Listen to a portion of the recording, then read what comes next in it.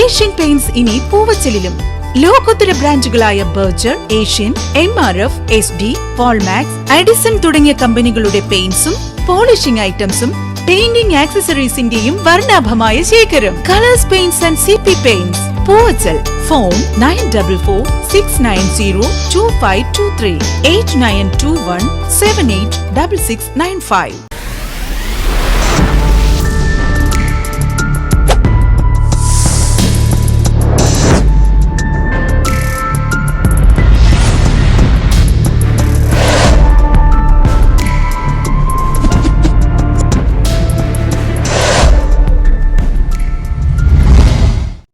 Ambulance service and mobile mortuary, Kattakada, Malayinkeezhu, Aryanad. Oxygen facility and home service 24 മണിക്കൂർ. Pravasi ambulance service and mobile mortuary, Kattakada, Malayinkeezhu, Aryanad. Oxygen facility and home service 24 മണിക്കൂർ. Phone 963314.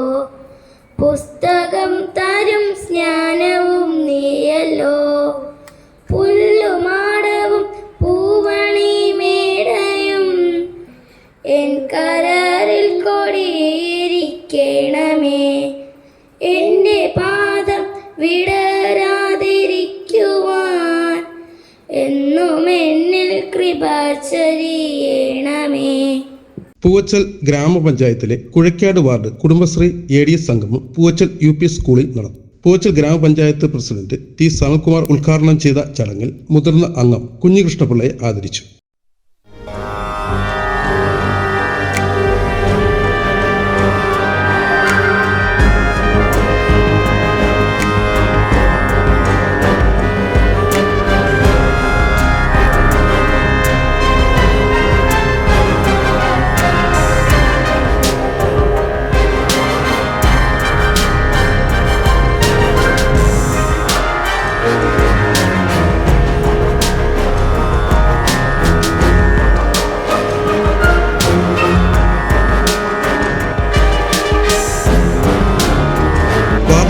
Panchayat vice പ്രസിഡന്റുമായ Shri O. Sreekumari അധ്യക്ഷത വഹിച്ചു. ജില്ലാ പഞ്ചായത്ത് അംഗം Radhika teacher, ADS president Sajitha, ADS secretary Vijayakumari, CDS chairperson Sandhya, ward അംഗങ്ങളായ Thasleem, UB Ajilash, advocate രാഘവലാൽ, ബിന്ദു, അജിത, രശ്മി തുടങ്ങിയവർ പങ്കെടുത്തു. യോഗത്തെ തുടർന്ന് കുടുംബശ്രീയുടെ വിവിധ കലാപരിപാടികളും വേദിയിൽ നടന്നു.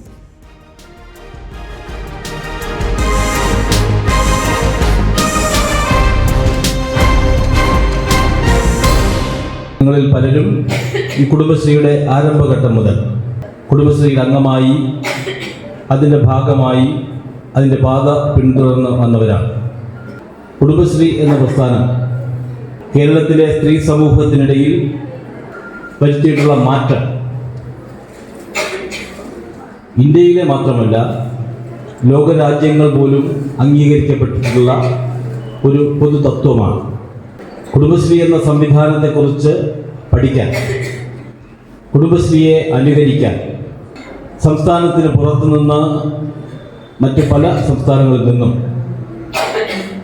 മറ്റ് രാജ്യങ്ങളിൽ നിന്ന് പോലും വിവിധ സന്നദ്ധ സംഘടനകൾ, ഏജൻസികൾ കേരളത്തിലേക്ക് നിരനിരയായി വന്നുകൊണ്ടിരിക്കുന്ന ഒരു ഘട്ടമാണ് നമ്മൾ കാണുന്നത്. അവിടെയെല്ലാം കുടുംബശ്രീ എന്ന് പറയുന്ന ഈ ഏറ്റവും വലിയ സ്ത്രീ ശാക്തീകരണ പ്രസ്ഥാനം ഓരോ ഘട്ടത്തിലും ഓരോ ചുവടുവയ്പ്പിലും പുതിയ പുതിയ മാതൃകകൾ സൃഷ്ടിച്ചുകൊണ്ട് സമൂഹത്തിന് പുതിയ പുതിയ സന്ദേശങ്ങൾ നൽകിക്കൊണ്ടാണ് കുടുംബശ്രീ ഓരോ വർഷവും കടന്നു പോകുന്നത്.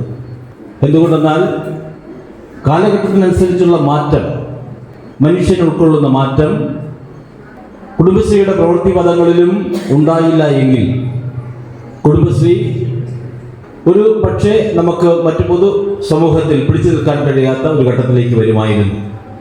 നമുക്കറിയാം, കേരളവും നമ്മുടെ ഇന്ത്യ മഹാരാജ്യവും പുരുഷ മേധാവിത്വത്തിൽ അധിഷ്ഠിതമായ ഒരു സംവിധാനമുള്ള, അലിഖിതമായ സാംസ്കാരിക പൈതൃകമുള്ള സംവിധാനമുള്ള ഒരു രാജ്യമാണ് എന്ന കാര്യത്തിൽ നമുക്ക് ആർക്കും സംശയമില്ല.